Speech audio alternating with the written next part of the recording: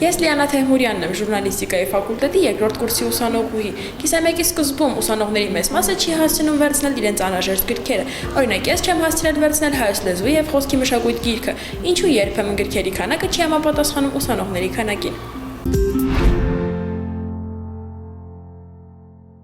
ԵՊՀ գրադարանում դասագրքերի պակասի խնդիրը հաճախ բարձրաձայնվող հարցերից է։ Մեր ուսանողները հաճախ են նշում, որ որոշ դասագրքեր բավարար քանակությամբ առկա չեն կամ մաշված են, քայքայված են, սա մեզ ծանոթ խնդիր է եւ այդ ուղղությամբ հիմա գրադարանը քայլեր է ձեռնարկում, քայլերից առաջինը, որ մոտորերս արդեն մենք կատարելու ենք, տարբեր ֆակուլտետներից, ավելի ճիշտ բոլոր ֆակուլտետներից կարծիքների, դիտարկումների, առաջարկների հավաքումն է այն մասին, թե որ դասագրքերն են, որ պահանջված են այդ ֆակուլտետներում, ինչ քանակությամբ են պահանջված եւ նաեւ օտարալեզու այն դասագրքերը, որ թարգմանության կարիք ունեն։ Սա այն, թե ինչ ենք ուզում անել։ Բայց որպեսզի խնդիրը ավելի լավ պատկերացնենք, մի փոքր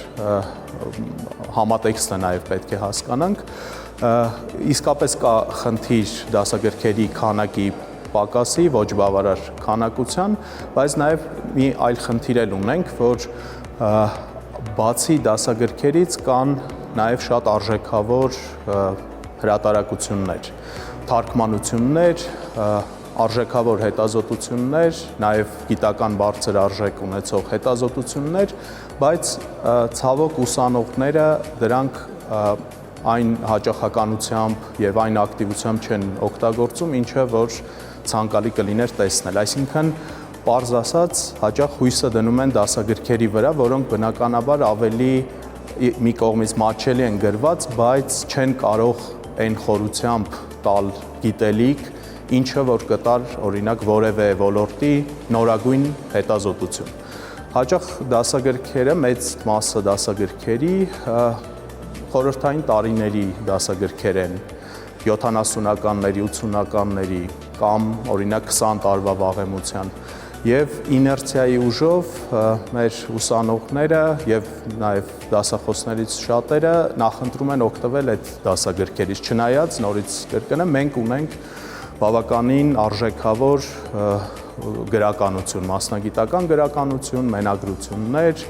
2024-25 թվականին հրատարակված գրքեր, նյութեր, որոնք բավականին արժեքավոր են։ Այսինքն, այստեղ մենք նաև խնդիր ունենք կրթական ծրագրերի հետ